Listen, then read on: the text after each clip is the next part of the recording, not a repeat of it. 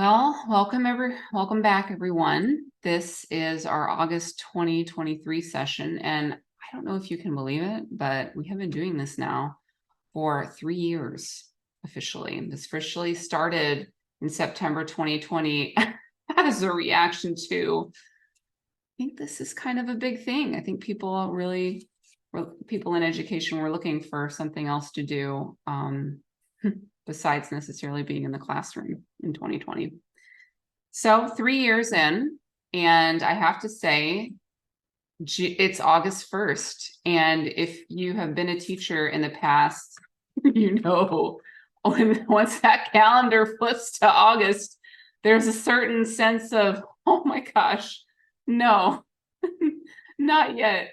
But I don't have that in this job, honestly. It has been super busy where I am. We're kind of in the middle of moving from wrapping up stuff with course development over the summer and getting ready for the academic year. So it is way busy, but I don't have that same feeling of, I don't know, I hate to say it, but it's so true, dread and doom.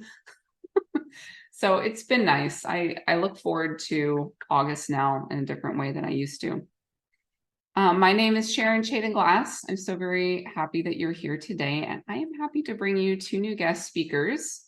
We have with us today Chanel Marshall and Scott Laczko, and they are going to share with us their journeys from education into the fields of instructional design and learning and development. And please write down your questions as they speak, because you'll have an opportunity to speak to them in breakout rooms. And Chanel, would you like to go first? Hope everyone can hear me and hopefully not hear my screaming son in the background.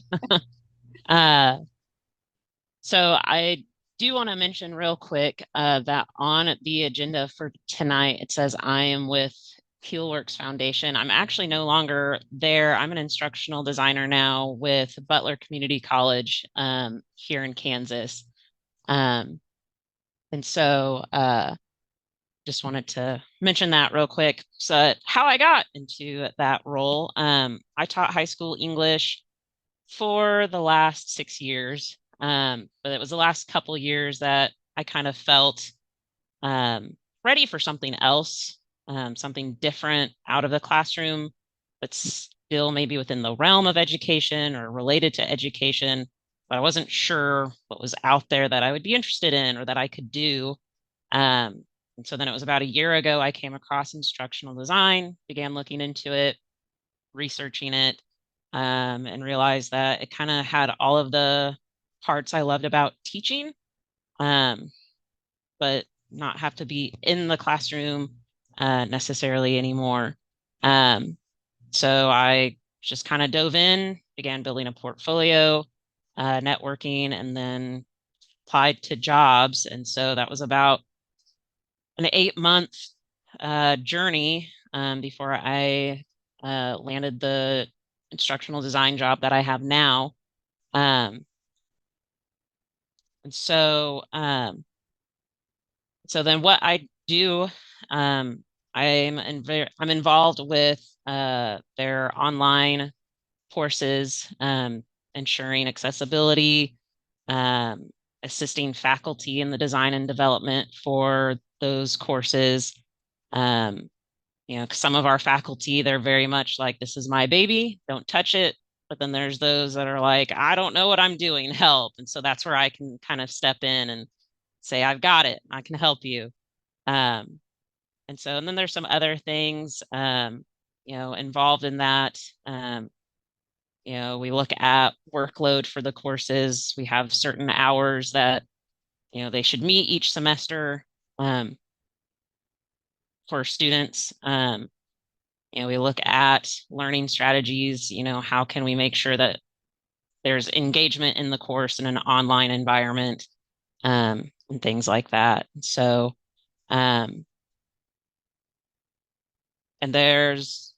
so we have our course developments where, if it's like a brand new course, it's never been offered online before, we'll, my department, will work with the faculty. We have a contract, and work with them on building that new course.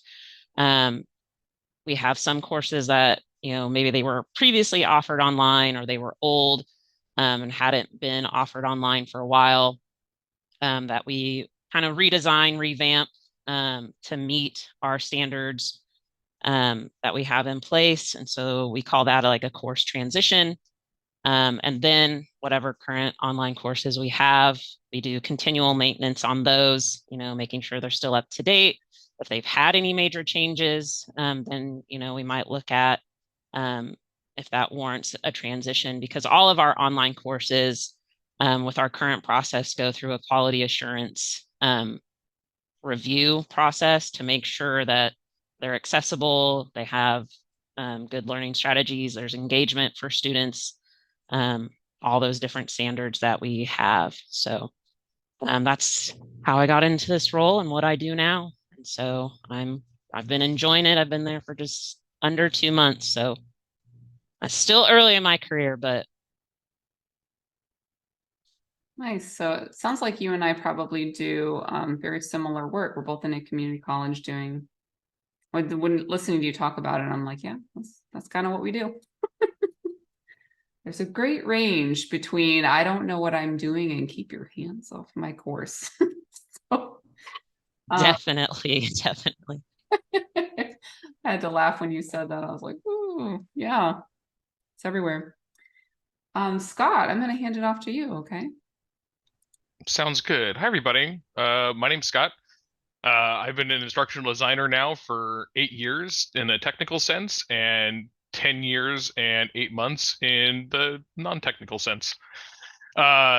So these are the things that worked well for me. I can tell you about how it is that I made that transition. I didn't come from the K-12 background. I was in higher education for 10 years, teaching communication studies classes like public speaking and argumentation and debate.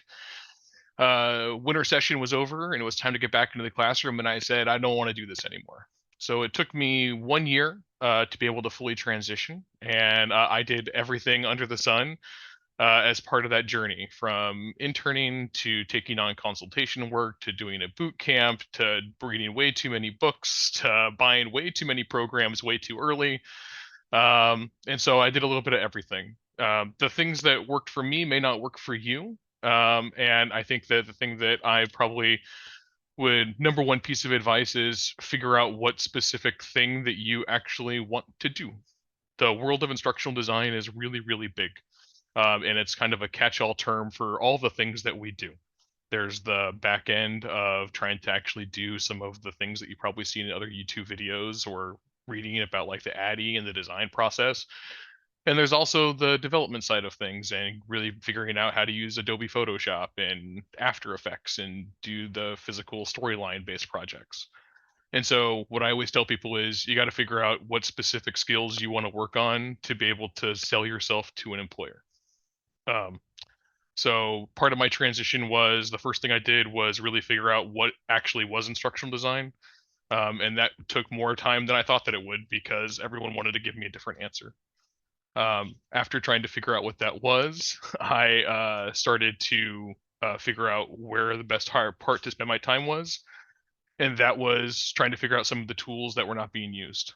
When the pandemic happened, when I started my transition, I was pretty frustrated with the types of tools that I was using in the classroom, and the limitations that those presented to me, which is how it is that I thought that I wanted to get into e-learning development. Turns out I don't like e-learning development at all. Having to push buttons and copy paste, that's what my day-to-day is right now, is I hit copy and paste. I think I've hit it about 1,000 times today. And that's what my job was today. And so the other thing that I tell people is that instructional design is not for everybody. And just because it's a catch-all phrase for some, there's a lot of things within the learning and development space. So the things I can talk about in my breakout room are my experiences with learning those tools, what it's like to boot camp, what it's like to network, and then what my day-to-day is now. And my day-to-day changes on a daily basis. We got through one of our major sprints in sort of the design process. We've now moved on to the development side. So yeah, that's me. I'll just ask ahead of time before anyone else asks you. You said you did boot camp. Can you speak just a little bit more about which one you did or what was your experience with that? Yeah. So my experience with boot camp, I won't say which one I went to, though I guess you could figure it out technically if you wanted to. I say that you should really want to make sure that you know exactly what it is that you want to get out of it. I was somebody who I tried to, and I needed to be really, really focused upon what I thought a path for my development would look like. Um, Being able to jump around from different YouTube videos and trying to piecemeal whatever my portfolio was going to look like was a real challenge. And I felt I was a little bit all over the place.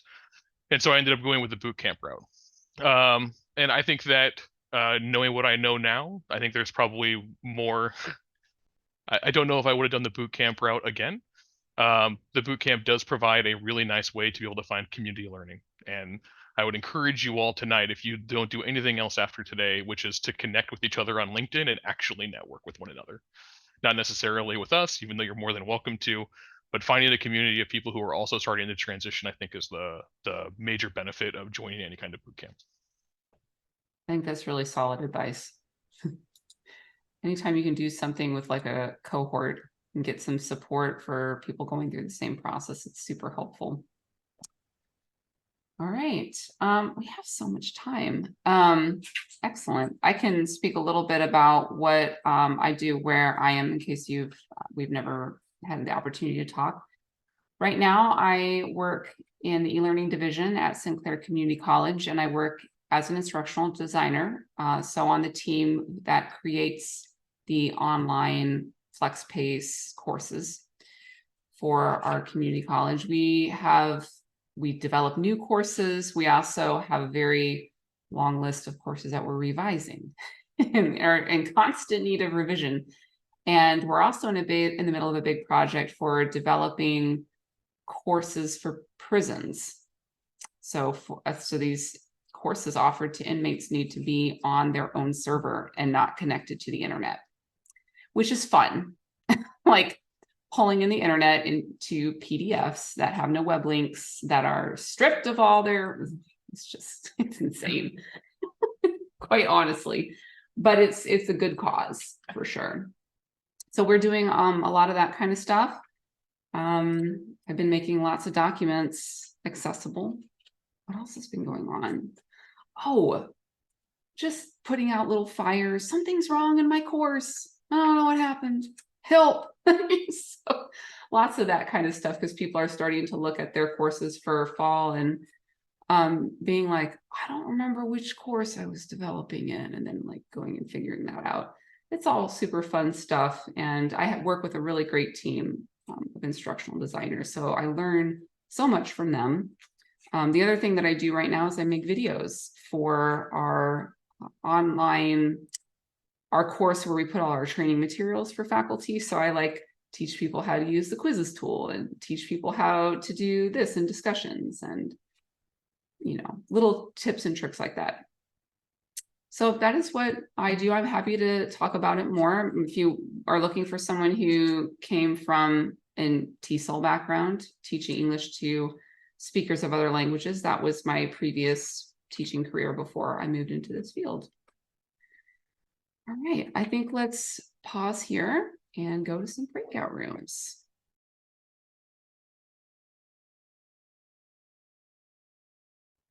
All right, welcome back, everybody. In case I have not gotten a chance to tell you, I co-authored a chapter in a book called The Multidisciplinary Instructional Designer. So this is the book that I co-authored a chapter in. I don't know why it's highlighted. So I don't know. Multidisciplinary Instructional Designer, integrating specialized skills into design toolkits. I worked with Erica Fleming, and we co-authored the chapter called A Tale of Two English Teachers. Instructional design lessons learned from the classroom. So it's all about how the field of instructional design is very rich and robust because people come to it from all different kinds of disciplines. So kind of a really cool book. Please do check it out. Either get it from the library or buy it if you love collecting books. had to tell you about that. And I want to make sure that we set aside some time for anyone who wants to share any victories. If you have some good news or just want to share how it's going, feel free to unmute yourself and we'll hear from you. I guess I have a small win Yeah, that I can share. Mhm. So I also work at Sinclair Community College, and I'm not in the same department as Sharon, but I was able to meet with some of the instructional designers and just talk more with them about my interest in the field and hear more about their experience, which was really good just for me as, you know, a young professional learning more about what my interest might be for my career. So I really enjoyed that, and I was super excited to be a part of this session too. So it's just a little thing, but still exciting for me. Awesome. I'm sure Jenny had a lot to share with you. She is so knowledgeable.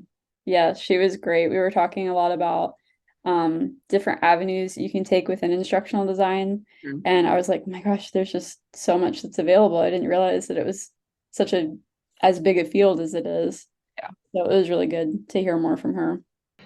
I just want to echo something that Scott said in our breakout room regarding networking and how it can feel scary, but I've been trying to do more of that. And I've been really pleasantly surprised at how open folks are to sharing their experiences and talking about what they're doing. And it is hard, especially when you feel like you don't have much to offer back except asking questions. But for the most part, I found that people are still very receptive and happy to help, especially if you come from a similar background, like transitioning out of education or out of higher education, or if you can make those connections. I find that people are really, really willing to talk. Josh says in the chat, if anyone is interested in connecting or talking about portfolios for ID, I'm more than happy to connect on LinkedIn. And then he gives his LinkedIn profile. My niche is coding background and applying that to e-learning. Excellent. Thank you, Josh.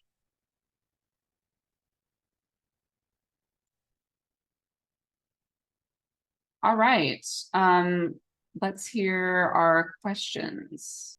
I'll share a tool. This is something I learned about, I don't know, like maybe a month ago at this point. So, you know, everyone's all about AI right now. So I learned that there's a Google Chrome extension called ID Assist. Does anybody use this? It's kind of bananas. You can get this. It's an add-on if you go into Google Docs and get add-ons and then add ID Assist. You put text into the Google Doc, and then I don't know. Should I demo it? I don't know. Do you want to see it? Let's see if I I can. would love to see it. I'm curious. I wonder what happens if I do it on. Yes, please demo.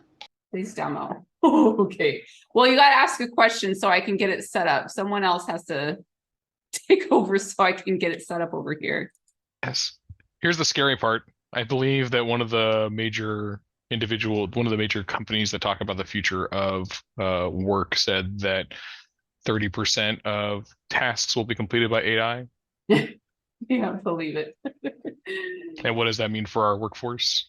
And starting to incorporate and use those tools sooner rather than later. Yeah. And then also a lot of really great discussion in the LinkedIn community about AI generated art and being able to use that inside of our products and how copyright is applied to those, and how is it that we can use AI as of right now, and they don't have their own siloed institutional knowledges, which means anything shared with AI is owned by the AI company, or they can use it as part of their large language modeling in the future. So please don't be putting any of your copyrighted material into the AI to try and turn it into something quite yet. Yeah. Okay, I have it up here. So, all right. So I just copied some content about an intercultural communication model that I read a lot when I was in ESL. So this is just content from the internet, and I've already got the extension here. It's called ID Assist.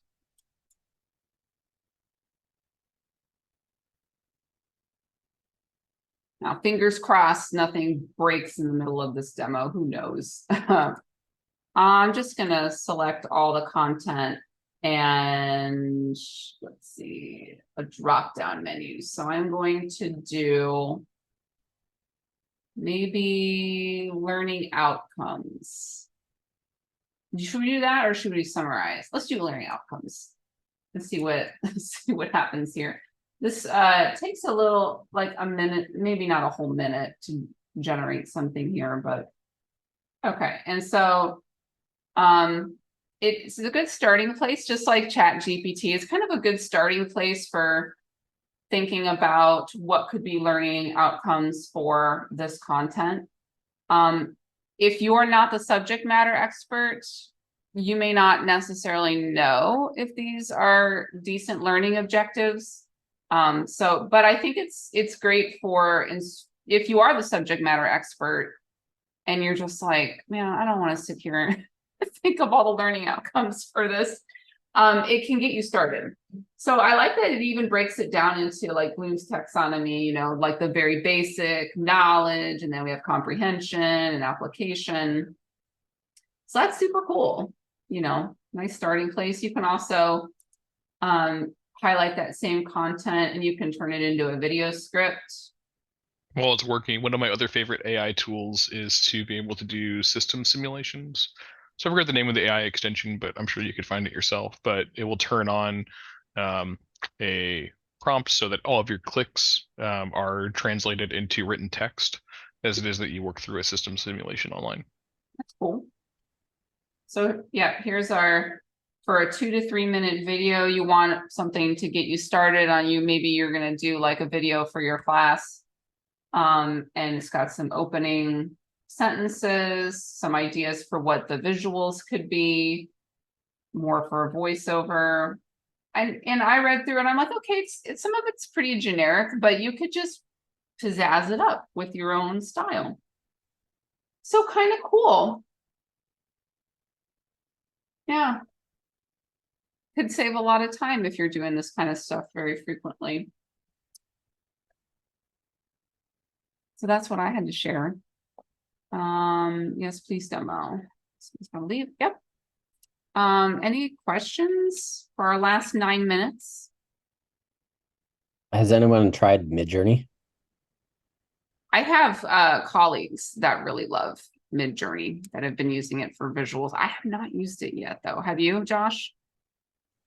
Yeah, I've used it. And for my second project, I have some video or some images and stuff like that.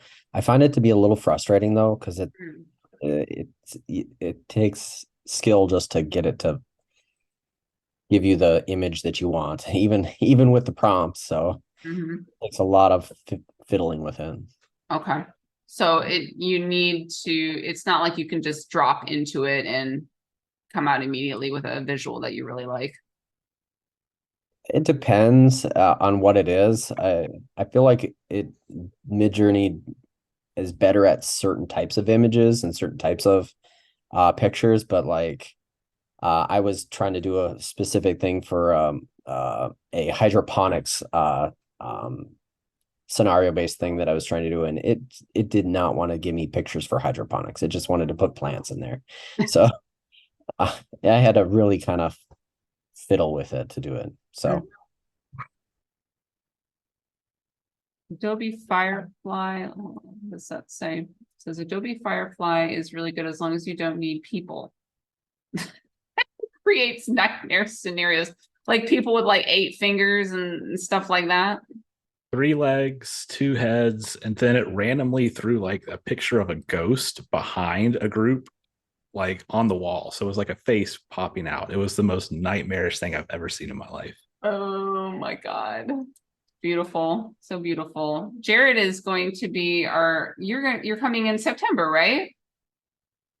Yeah. Excellent. It's very exciting. I have not used Adobe Firefly. Feel like I'm way overwhelmed with all the choices for AI. I'm doing professional development on AI in August for faculty at our community college.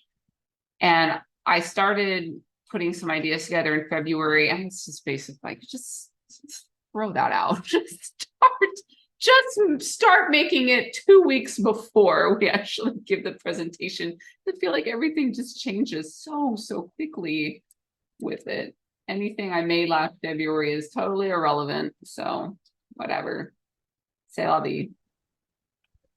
Google and Microsoft, I know how much we all enjoy taking courses.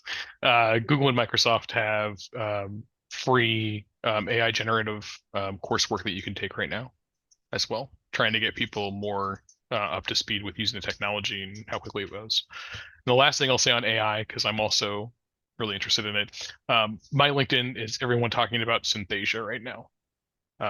So something to take a look at. What was it called? Synthesia. Synthesia?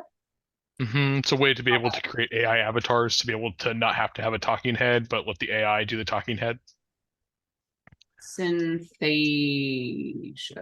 How do you spell that? Am I doing it? Oh, okay. I see it. Synthesia. Okay. I could be pronouncing it wrong too. It might be pronounced that way. I think that's it. Oh, before I forget, our next session, I always do this right after the breakout rooms, and I got sidetracked because I was showing you about the book. So in September, we will meet September 5th at 7 p.m. There's the registration link, not for Synthesia. That's the registration link for September 5th, 7 to 8 p.m. Eastern. And Jared Spate, is it Spate? Like 8? Yep, you got it. Jared will be here. And I don't remember, I think I have to recruit. I think I have to recruit someone to be my other guest speaker yet. It's on my list, there's a lot going on.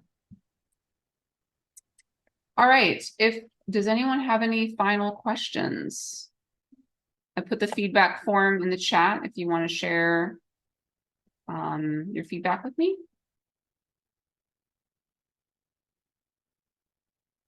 I have one. Maybe just one quick piece of advice you wish you knew before you got into instructional design. Scott, or I have one, but I want to make sure Scott and Chanel have an opportunity. I would have spent as much time learning about project management as I did about ID. Excellent. Excellent advice. Oh. Chanel?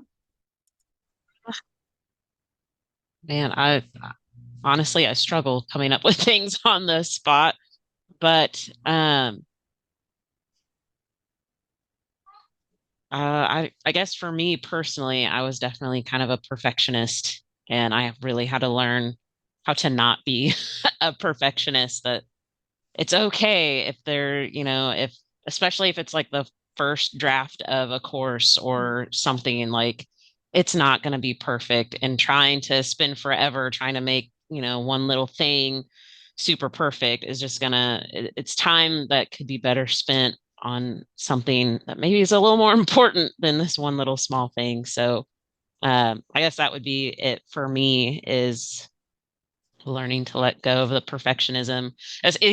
Even now with like helping faculty, because there's the faculty, like our faculty at Butler have a lot of freedom on certain things, and so we know like this is what best practice calls for, but faculty may not necessarily follow that. So I have to really be like, okay, gotta let that go. So that would be my thing, I guess. I would say that I did not value what I was coming into with the skills that I had coming into the job enough. I feel like everyone comes into this job with a different skill set, and it's what's the word? It's appreciated. It's appreciated where you come from and the background that you're bringing into the job. And it's not like you're showing up to a party and everyone else knows all the stuff and you don't. It's you show up to the party and people are interested in knowing like, oh, cool. So you got that in your background? So I don't think I valued that enough. And I think people really are interested in figuring out how you can use your skills in the job that you're doing. That's what I would say. Can I do one more? Yeah, of course. Please don't limit your search online to just the words instructional design. Yeah. There are so many adjacent words to instructional design and job postings that are out there that don't limit yourself. Perfect. I would definitely agree with that. Yes. Yeah. All right, everybody. It has been another wonderful session. I'm so very thankful to Scott and Chanel for coming and sharing your time and expertise. It's always wonderful when people join me and you can see every month, like, people do it. It is totally possible. You can do it too. If it's something that you really want to do, it is definitely within your reach. And I am happy to be on your journey supporting you if that's the path that you choose to take. I will hopefully see you back here September 5th, and have a wonderful month and hang in there, and I'll see you then.